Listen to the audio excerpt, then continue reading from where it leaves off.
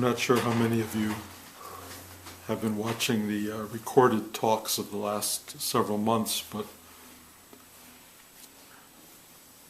there's some kind of transformation or evolution occurring that is somewhat undefinable, more specifically ungraspable for me, because the whole idea of knowing and understanding is kind of under siege.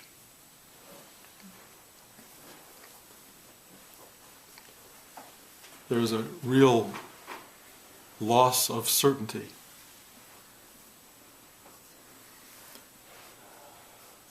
And on some level it's very liberating, but it definitely makes it harder for me to talk and pontificate and tell you things, because I'm always seeing the opposite of everything I'm saying at the same time I'm saying it.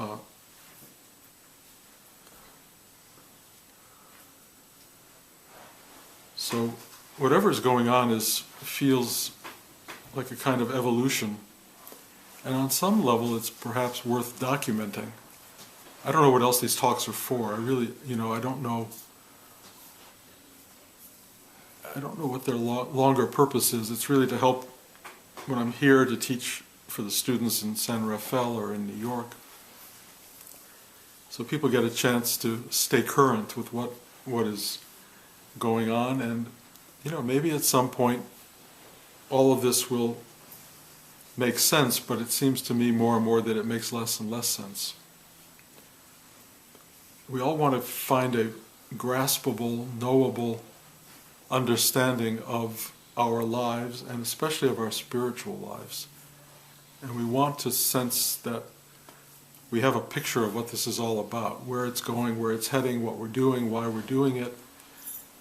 Something to give us security and something to make sense. And my experience more and more is that it's not going to. And if it does, it's very temporary. That the sense of things that we're looking for is kind of like little life rafts in the ocean. You'll hold on to this piece of driftwood for a while. And mostly it's to keep you afloat. And in some ways, to keep you from having to submerge yourself in the ocean, to be consumed. So as much as we think we're trying to find our way and trying to make some sense of it, more and more I think my job is to rob you of that, to take away your sense of certainty, your sense of security, and to leave you with the only thing possible, which is this very moment.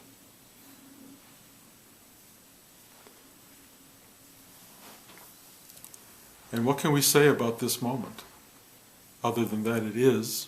Clearly it's happening, we're here. We're all sitting with each other. And we kind of don't know anything beyond that, really. You may think you do. You may think, well, in an hour I'm going to be somewhere else, and you have a sense of where that is, but you don't know that.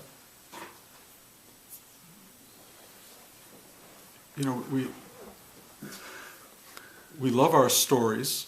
We love the idea of who we are and where we came from and looking for fulfillment within that. But my experience is increasingly that everything that's past tense is not fulfilling. Fulfillment is right now. And if you're not fulfilled right now, you're not going to find fulfillment in 2 weeks or a month or next year, because you're going to be looking at something to bring it to you when in fact it's already present. And if you're not experiencing it as present,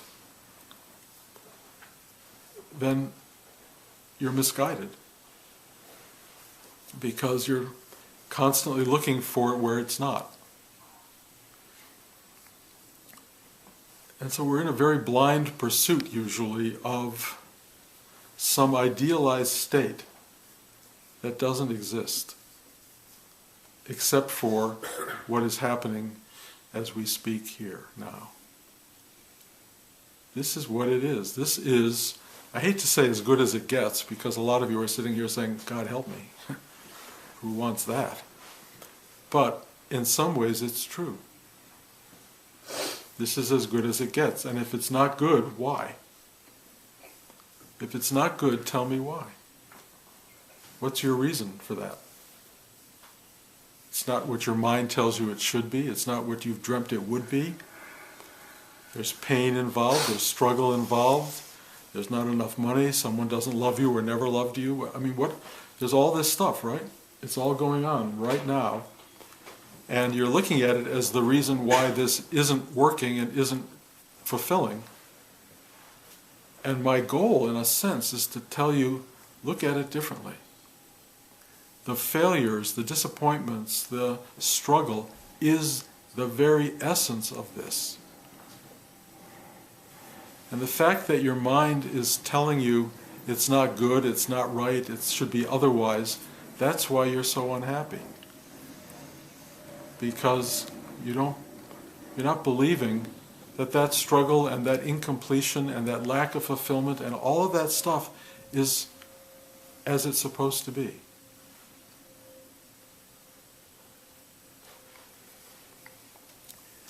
What's really wanting in all of our lives is an attitudinal shift. A way of not judging every second. A way of not comparing it to something else. Of looking at it as though it's somehow wanting. It shouldn't be like this. When the fact is, it is like this. That's all you got. I don't know what the next moment will be, but it's probably going to be the same mixture. There seems to be a kind of yin-yang mixture that ultimately is out of balance in some level, but also exactly what's needed to find balance. Nothing is the way you think it should be or want it to be, but it in no way makes it wrong. It simply is what is. And the real meditative experience, the goal, is an amazing embrace of that fact. It's going deeper and deeper and going, yes, this too. I accept this too. This craziness, this beauty, this horror, this joy, it's all whole. It's all part of the whole. And as long as you have a judgment about it, you're going to be in a lot of discomfort. Always striving for the thing that isn't and always trying to get rid of the thing that is.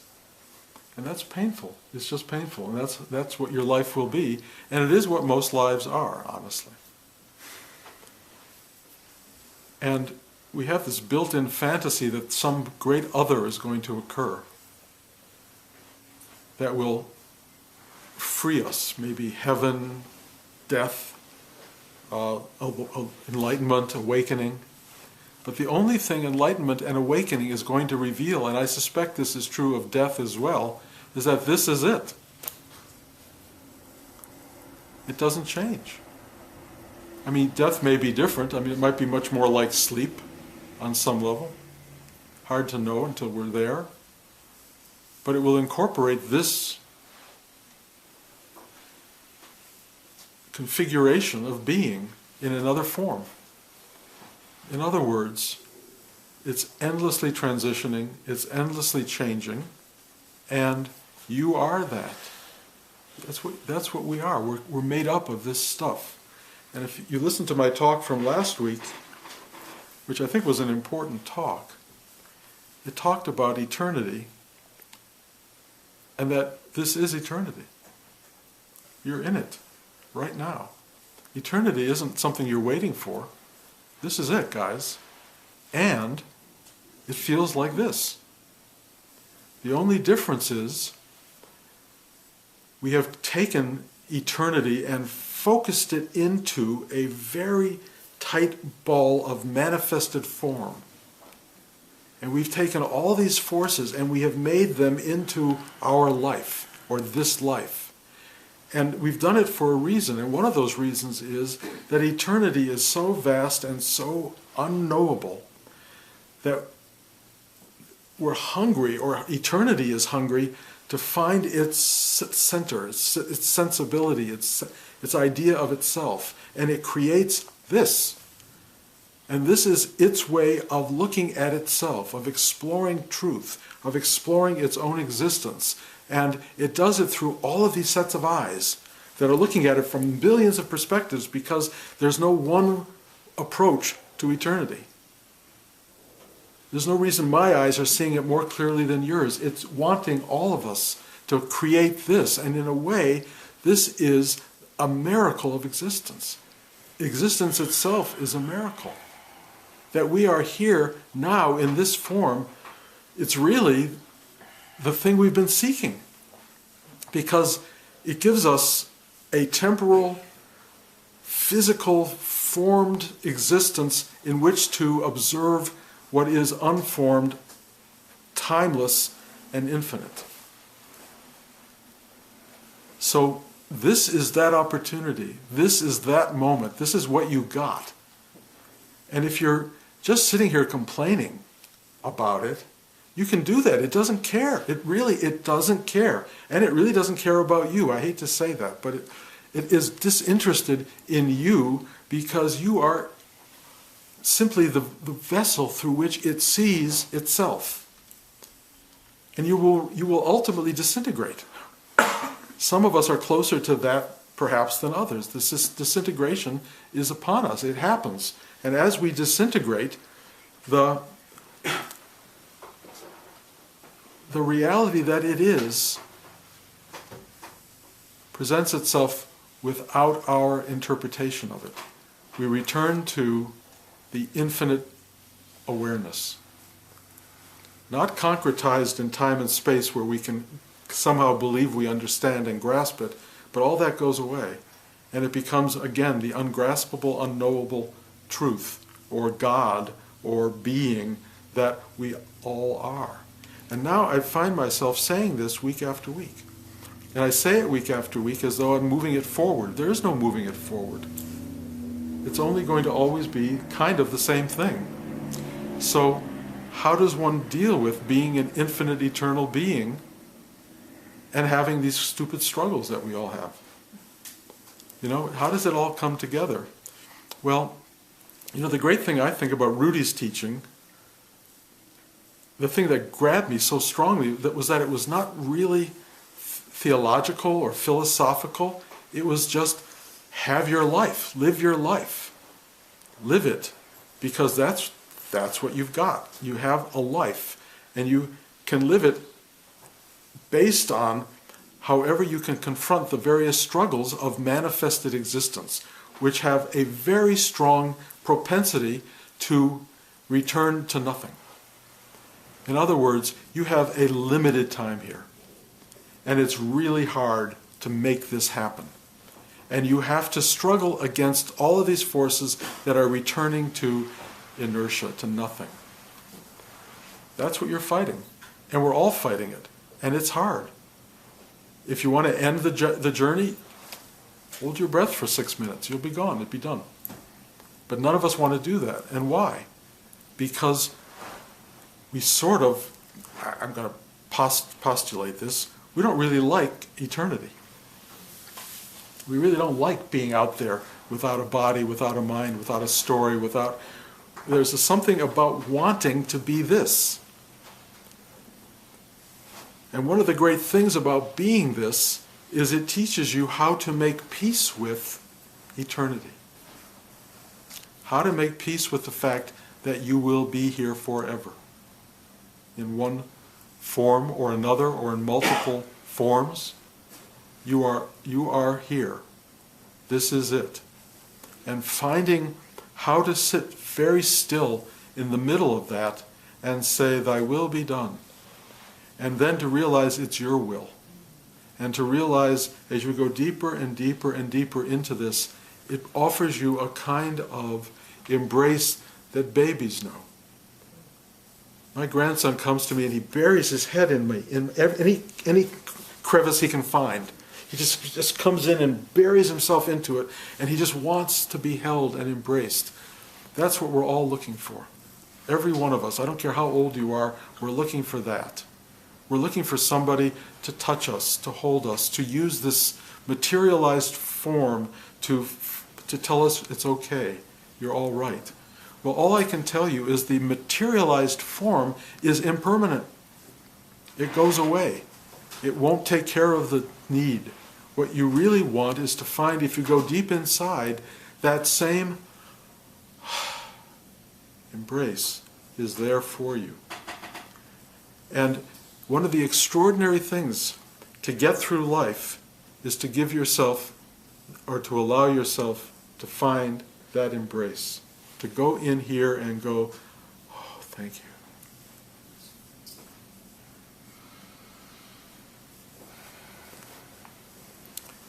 Most people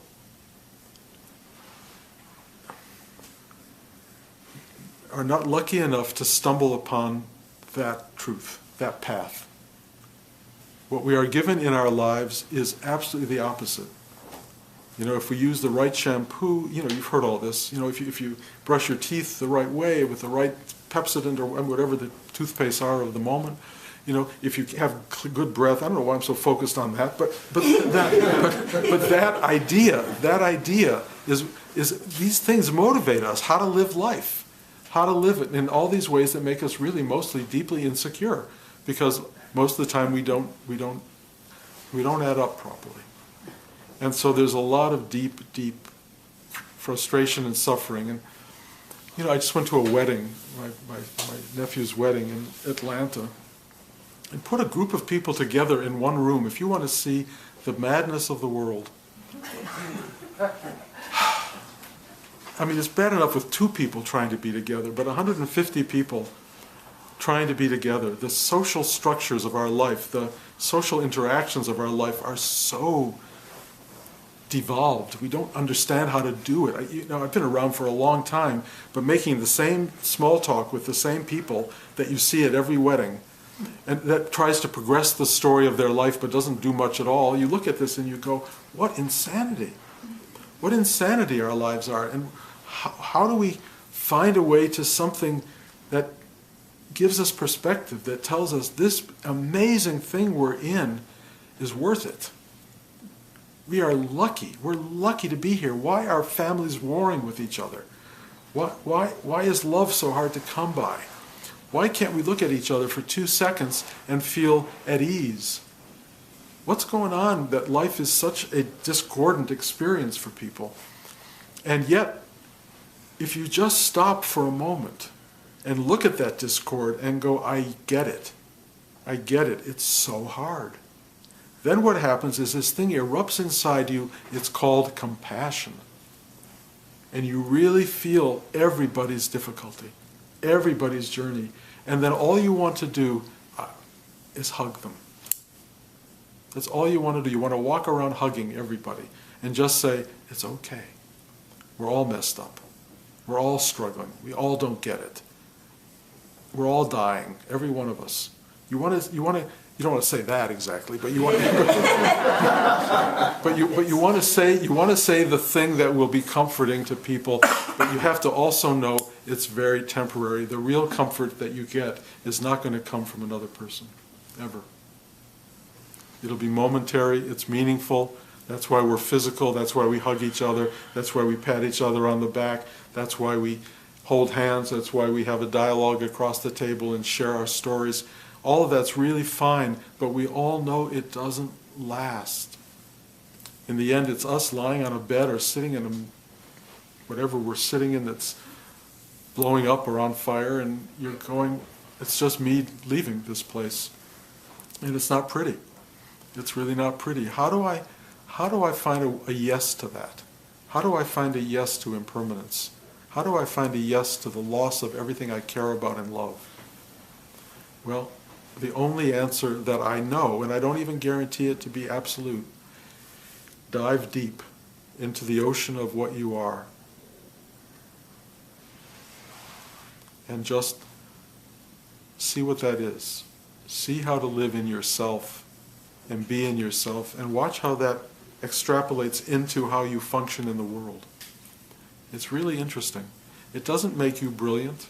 It doesn't make you a perfect socialite. You'll still see all the strange things that go on in your life and how the ego mind is not capable of endless eloquence. You just discover you're a human being. That's what you discover. You're just human.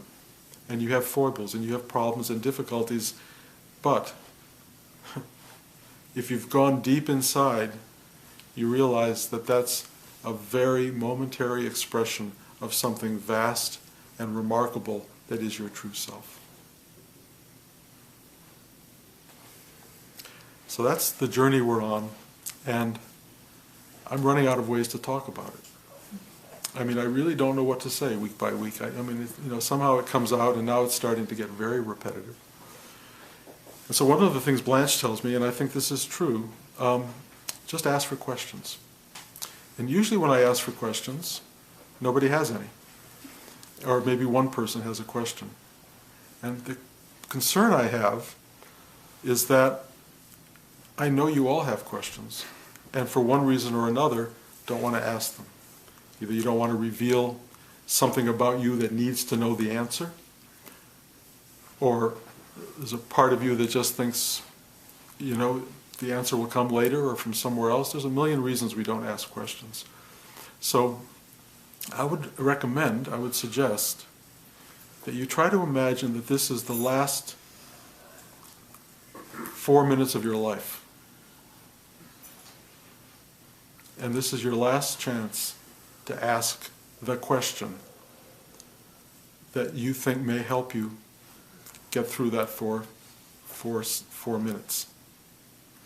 And then ask it. And we'll start with Richard, because your hand went up very, very quickly. Yes, get going. Yeah, this is an under 4 minute question. Okay. So earlier you talked about acceptance. And I think the last few weeks in class we've been talking about that in different ways. And I think it kind of boils down to selfishness versus selflessness, that battle that we all face. And that's been something that's been really bugging me over the last couple of months, and I didn't know how to really frame it until the last few weeks in class. And I think a perfect example for me is the barking dog, right? So I have a dog, a house or two away from me, it barks a lot, and it makes me nuts.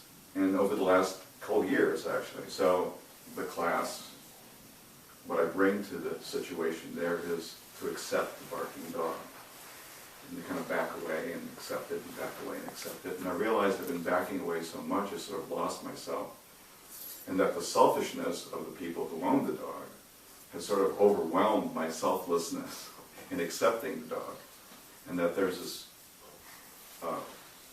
that we're surrounded by many selfish people who really don't care about the effect that their selfishness has on people around them. So I finally confronted them, because I went, that's the line in myself was. I assume you baked them a cake and took cookies to their house. Well, actually, Easter I gave them some flowers. Okay. No, it wasn't a nasty confrontation. It was like, just be aware of the fact that your fucking dog is making you So I wanted to bring that up in class and see sort of how you deal with that, because I haven't really found a good answer for that yet, in terms of finding where that boundary is for me, and when I should confront, when I should accept the stuff that's happening around me to the point where I have no boundary anymore, or when my body is just saying, I have this boundary, and how do I confront it? Well, every circumstance is its own circumstance. I mean, certainly confrontation is not always the best version of that. You change what you can change and accept what you can't. That's the old adage, which I think is meaningful. There's karmic reactions. You can kill the dog. It will have a lot of impact on your life and the life of a lot of people, but it would take care of one situation and create another. This is a worldly response to that kind of stuff. People do that and have been doing that for centuries. That's one approach. Having a dialogue and bringing flowers on Easter is actually a good approach. explaining the situation rationally, honestly, logically, truthfully with somebody else may provoke a change. You would hope that it would. If it doesn't provoke a change, then you can sell your house and move elsewhere. You can throw rotten eggs at their house. You know, there's so many things that one can do, or you can just go, there's something going on here. There's something going on that I have to learn from. And I will tell you, I don't know how this works, but it's been my experience. When I accept the unacceptable, it changes. That's all I can tell you. When I say, okay, suddenly the dog stops barking. We had exactly that situation right next door, right up. And we did everything you're talking about. I mean, I didn't kill the dog, you know, but this dog would bark into the night, and I would talk to them, and they would say, there's nothing we can do. He's a little puppy, and but all of a sudden, I think the puppy ran away. I don't know what happened, but the puppy wasn't barking anymore, you know, and it was really wonderful. And it's like, what else can you do? But if it goes inside and it starts to create ego-defined anger and hostility and drama, then it's doing you a huge favor, because that's your problem area. That's the thing that has to be worked on. And yes, it's like unfair, and how am I ever going to get rid of the thing that's not going to go away? I mean, a lot of us have issues in our lives that are never going to go away, and they're worse than barking dogs, even though we're not as aware of them as that. But we feel a lot of people don't like their bodies, they don't like their minds, they don't like the people they're living with, they don't like their relatives, it goes on, and they can't do anything about it. And you can use those things to sit there and stew and create enormous karmic consequence, or you just go, this is what is. That takes an enormous amount of effort, but let me put it this way. When the ego tries to do that, it can only do it for so long before it gets really pissed. Because the ego, it isn't good at surrendering. You have to surrender the ego. It's not to get the ego to do it. It's for this larger you to go, okay. And to find that space, whether you look at it as within or beyond, whatever it is, it has to do the work. You know, there was this great line at the end of Boyhood, you know, you have to find the moment. You have to find the moment, and this girl says, no, you have to let the moment find you. And I really love that, because it gives you the larger idea that you aren't the one to do it. You, the ego mind, isn't the one to do it. The ego mind is the problem. There's this deeper surrender, and this larger truth takes over, and the ego mind just goes, whew. Now, of course, the ego mind keeps coming back because it's highly trained to do that, and because we give it endless permission to kind of run the show. But years and years or decades and decades of meditation really wear that down, really wear it away until there's very little of it, and if you're lucky, it kind of goes boop, and it's just gone. And then you're awake to what is, all of this. And then all that stuff that goes on, you are that. You are the yin-yang, you are the barking dog, you are the person frustrated by the barking dog. You are the cat next door that won't go in the backyard of that barking dog. It's all this stuff that's impacting, everything's impacting everything, and it's all basically at odds with itself. Because that's the way the world is. And once you finally get that and accept that, you'll go, okay. And you may still get frustrated, and then you'll say okay to that. And you may get all tight up inside, and you'll go, makes sense, I would understand that. And you forgive yourself for doing it. And you just find a way of constantly ameliorating the drama and settling for the truth. It's just a better way to live. Simple. You know? And I do think, I mean, Rudy used to talk about this idea of when you have problem neighbors of baking a cake or cookies and going over to their house. It just breaks the ice. It's really worth trying. Find another way. Don't do the thing that's going to create more drama. Do the thing that undercuts drama, and you'll have a sweeter ride. I mentioned before, but this is an additional take on it. So one of my dearest friends, his wife is very sick, and they really are, they may be in the last 4 months. And it's very interesting. They very smart people, not actively, you know, a lot of, not that active spiritually speaking, practice wise, but so it's very profound. There's a lot of the coping mechanism seems to be a lot of denial and pushing away, and it's interesting when I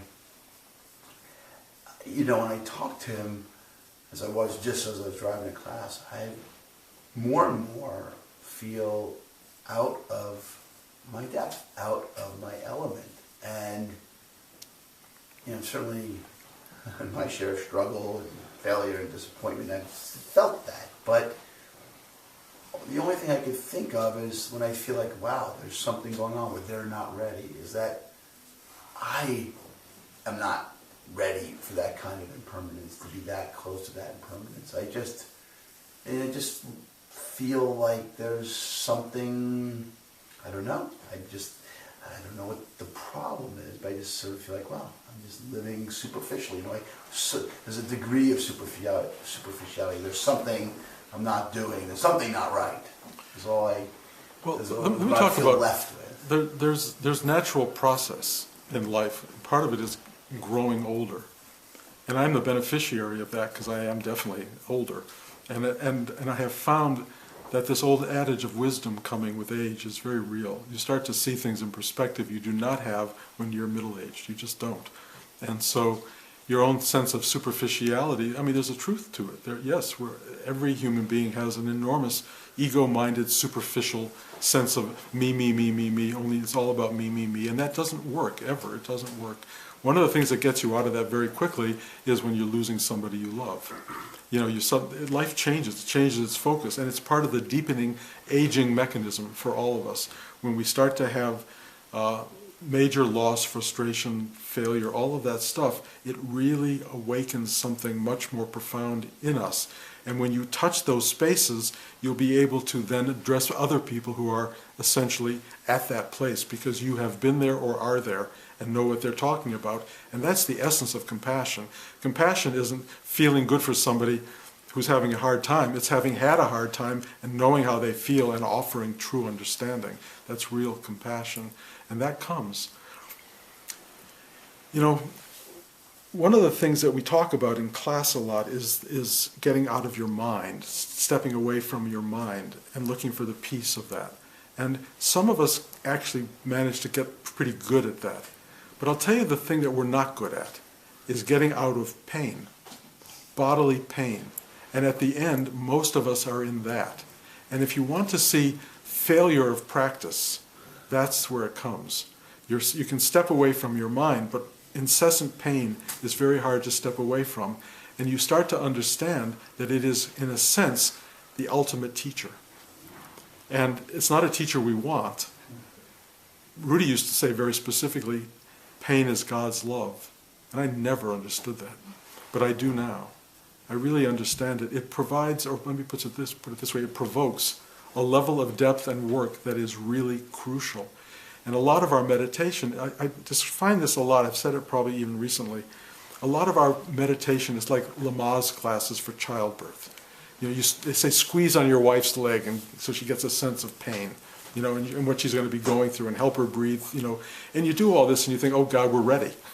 we passed Lamaze class. And then the first contraction comes and you realize all of your Lamaze training goes out the window because that gripping pain is so unbearable. I just had a muscle contraction in my leg the other day and I couldn't walk.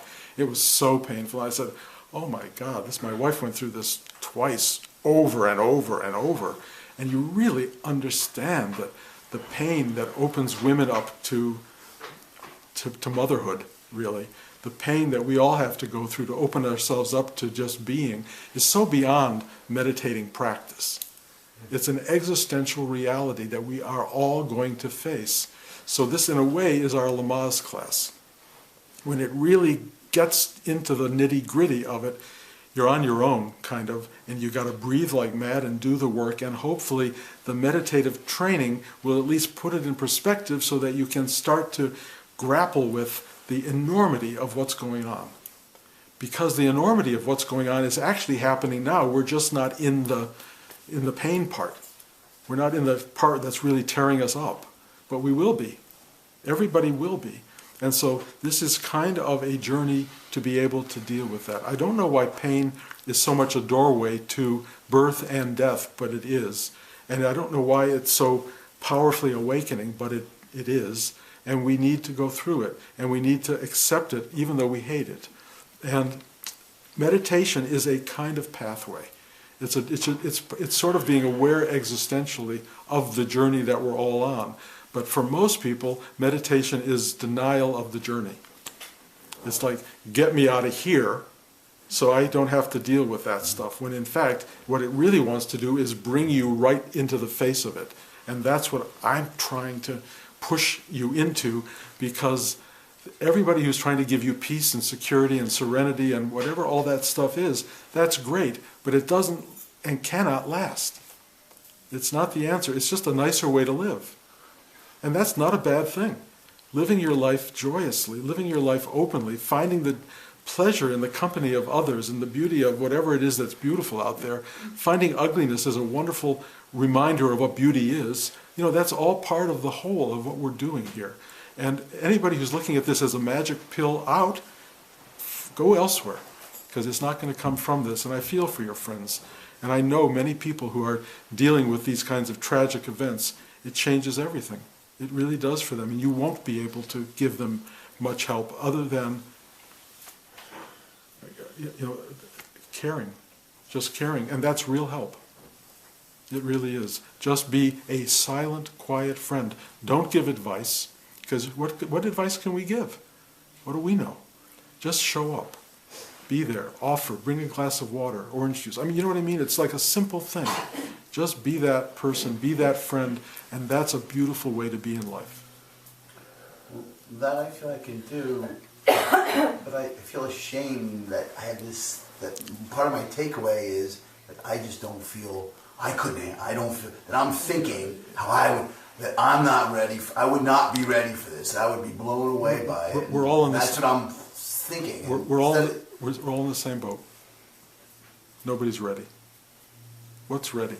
I mean, look, there may be a few particularly enlightened people who have reached, a certain particular depth where it doesn't matter. Nityananda used to walk around, as you know, and you can see him in a diaper. He didn't care about the world very much. He didn't care about day-to-day life. He wasn't living that kind of life. He was in a different state. Whatever that state is, maybe we'll get there, maybe we won't get there. I'm not sure it matters. It's wonderful to have people around who did that, who are like that, because they keep the beacon shining in a way.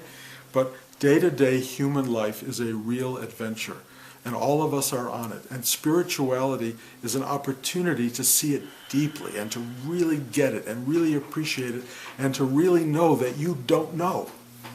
That you don't know. You stop walking around with the answers and you start to, as I've said much of the time recently, you walk around with the questions. And those questions knock you out. What is this? That's the question. What is this? And I don't care who tries to give you an answer, they're going to be wrong. Because you can't define it. You cannot give an answer that will tell you the truth. So everything you're describing is a true reaction to a true situation. What more can you say than that? Anyone else? So I, in the course of my job and stuff, watched a lot of environmental documentaries, and every day I learned something new. That yesterday it was the coral reefs, and almost all gone. The songbirds are also gone, and everything's like going away. And you said earlier, eternity is now, and it feels like, well, this eternity that we're living in is diminishing in some ways, and the politics, rolling back environmental laws, and just trying to get people to pay attention. And I want to.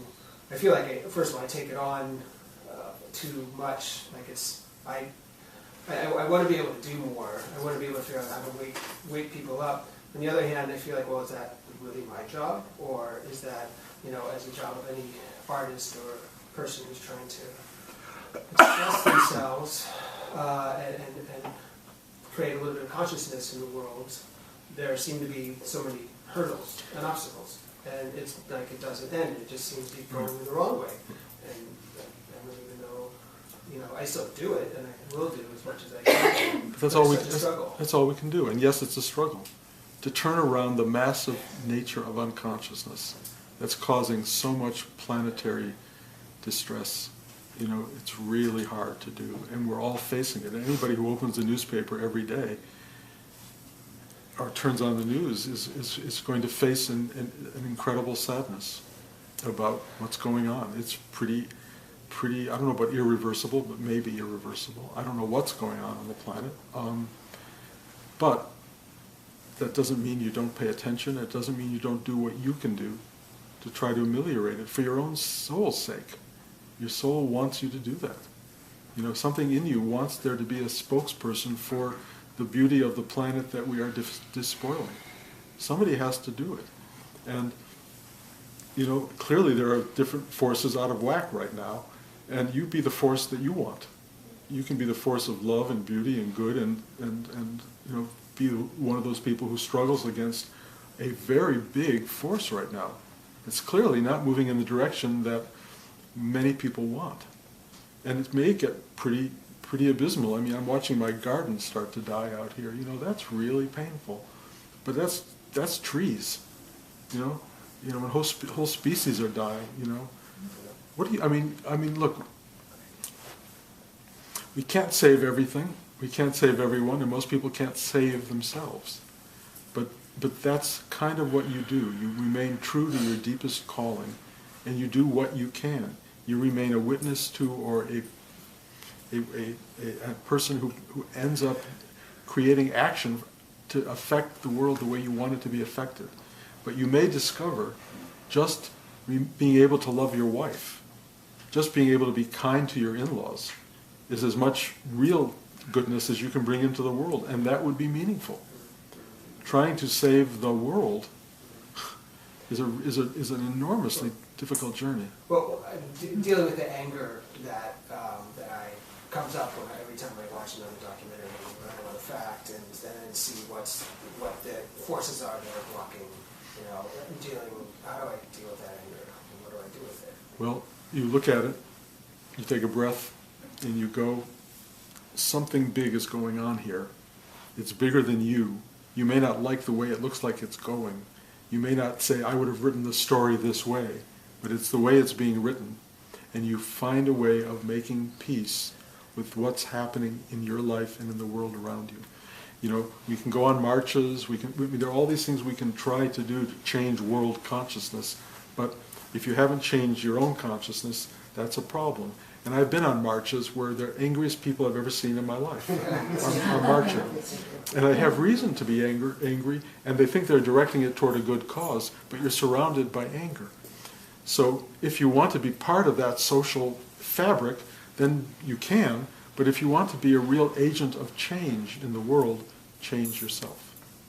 Change your anger. Readdress it. Turn it into something else. Anger transformed becomes energy, and that energy can be used creatively. And use it. Do it. But don't, if it takes over you and takes over your life, the universe doesn't care on some level, but you really will be much more benefited by finding a way to breathe into that stuff and just going, something bigger is at work that I don't understand, and it may need the collapse of much of what we understand to be the world as we know it. But something will continue. I don't know what it will be.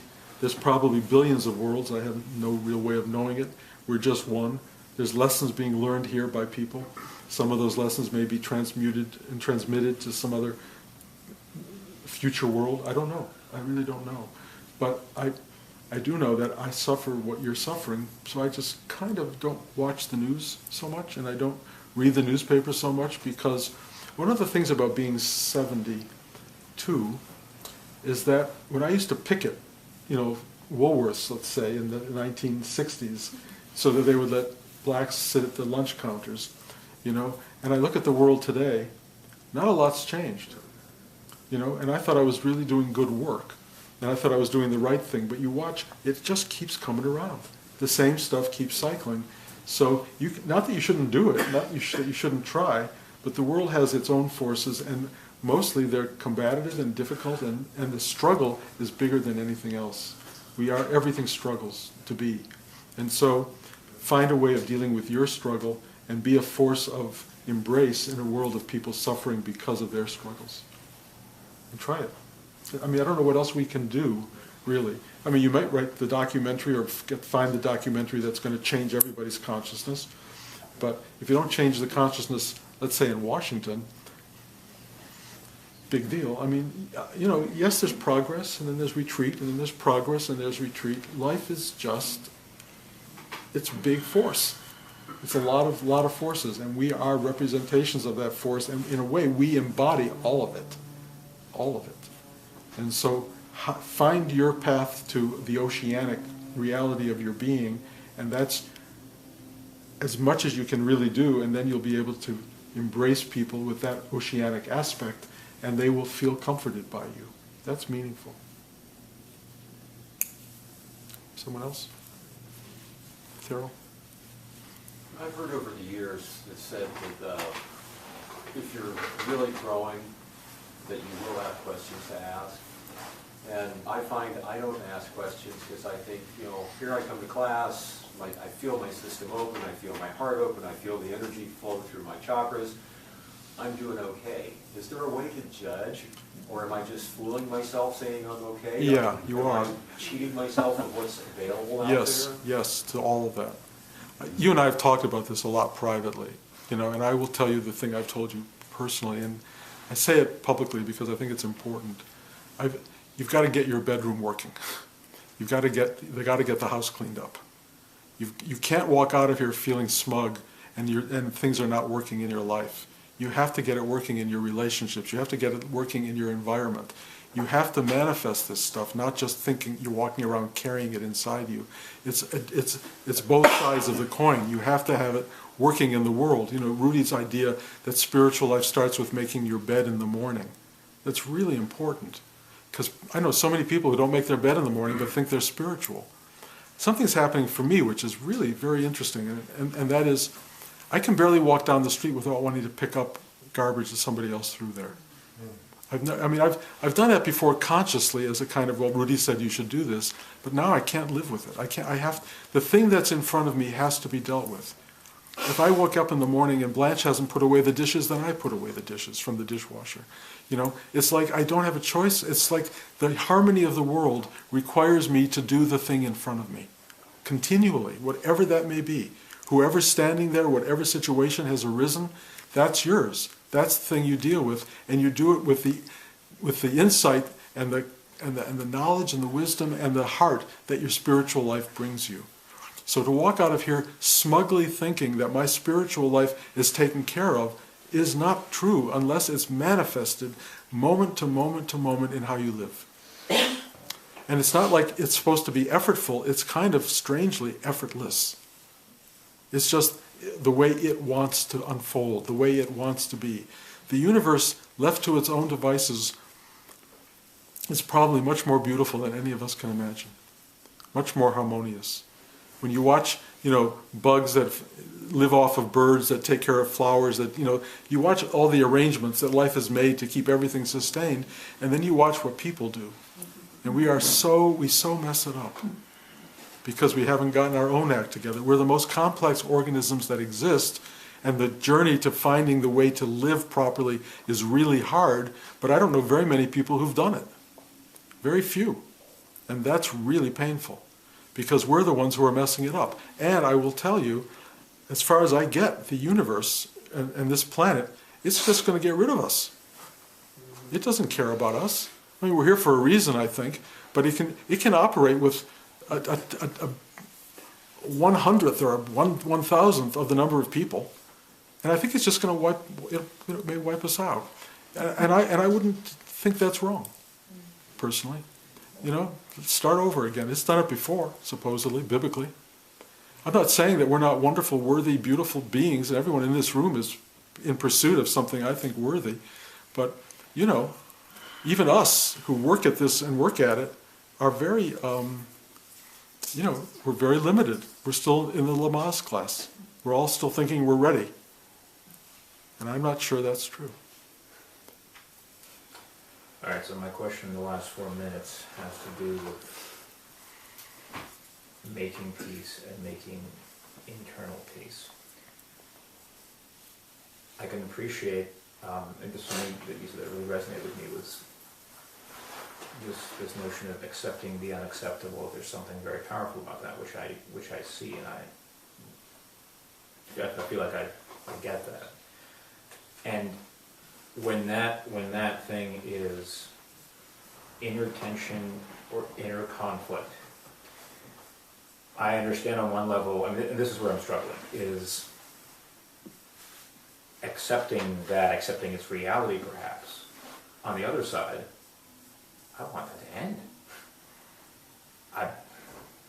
I believe that there was something, and it's motivated, I can't get away with it, but it's motivated me in many ways, this idea of seeking a certain inner, at least internal harmony. And I don't really know what to do about that. Well, what do you do if it never ends? It's a terrifying thought. Well, can you make peace with that? If much of the pain you're experiencing is your reaction to this never-ending pain or struggle, but if you just go, okay, there's nothing I can do about it, there's some kind of peace even in that you're not in opposition to the thing that's expressing itself. This is in many ways a deathbed situation as well, because you're not, that moment is so unacceptable to everything in us, and yet the only thing we can do ultimately is go, okay. And so you're looking at a lifelong version of that, but learning that lesson right now, how to deal with a struggle that doesn't go away. And we all have them. We all have the thing that wasn't given, the thing we didn't get, the regret that's torturing us. Everyone has those things. Those are the very things that are most essential to deal with in your spiritual life, if you will. And mostly, if you can't change it, and many of these things cannot be changed, if something terrible happened in your life that you were responsible for, that you can never do anything about, you can either sit and beat yourself up for the rest of eternity, which I suspect some people do, or you can say, there's nothing I can do. And you just give up the struggle, give up the attitude that wants to punish you for something. And, I can't tell you how many people I talk to who live with regrets. And those regrets are a complete waste of time, and yet they define many people's lives. And the only spiritual solution to a regret is to go, I accept what happened. I accept that it took place. In a way, you start to learn that you yourself were not as responsible, that the whole universe was responsible for what took place.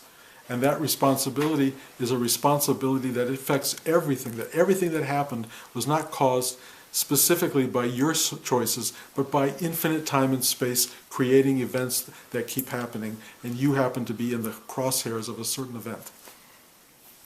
And there you are. And you can suffer that, or you can finally get rid of the ego-minded separation that you have from all of these things, and just go, it was everyone, it was everything that caused this event, and finally make peace with that it could not have been prevented. And I don't know the nature of the specific struggle you're dealing with, but we all have to find a way of accommodating these struggles, or you take them to the grave, and because I believe eternity doesn't end, that this goes on, it'll just continue in one way or another, and either you'll get another body to deal with it again, or a million other bodies to deal with it again, or you'll just finally go, I give up, there's nothing I can do with this, and then let it evaporate or find its way into eternity, and then you can just make peace. So, because it may not go away. I had one the other day at the, I came out of a reading, and I get a little activated, in it. So the guy goes, so then I pull up and park, and the guy goes, hey, and he knows not to ask me, I can kind of feel him out, and he knows not to ask me for money. So he goes, get some food. And I said, yeah, I didn't wasn't happy. I said, yeah, and then I had some, I had soup from the night before in the back of the car and a banana, and I gave it to him. And then he goes, "Do you have a spoon?" And I had a great choice point, and I couldn't get over. I couldn't, I wanted to jump. I totally get what you're saying. If I could have jumped in that moment and say the 4 minutes are here, and if I don't walk over and undo the soup for him and feed him, I'm not going to get out of this arrogance, this Right. place from, I can go back to my family, all that, that garbage, and I couldn't, and then I go, a spoon, and so I gave it to him, and then he said thank you later, because I ran right into him, and I love the life things, and I love pain as God's love, because I'm but I could, and so do you have ones from your own personal life, where you've successfully been able to make that jump and say, okay, I gotta let this go right now, and I gotta go into my car, find a spoon, see if he needs a napkin, see if he needs some breathalyzer, because it's spicy stuff. Yeah. I mean, it's kind of every day. Okay. Every day. All right. I mean, it really doesn't end. No. I mean, there's always these circumstances that are awkward, that are embarrassing, that are complicated, and either you address them in the moment or you address them later. But one way or another, you've got to find a way to make peace with each one of these situations, and they keep coming up. And if you kind of ignore it or you walk away from it, that guy will appear later, and he's going to want more than soup. Oh, absolutely. You've got to keep them as they come, and you've got to work with them, and you've got to move through them all the time. And it's the great teaching. It's how we learn how to be human beings and ultimately spiritual beings. And they're amazing lessons. And if you don't do them, you're going to begin to develop something that I have developed, which is a great sense of, there's like a guilt that comes and says, this is going to be much harder to undo than to take care of right now.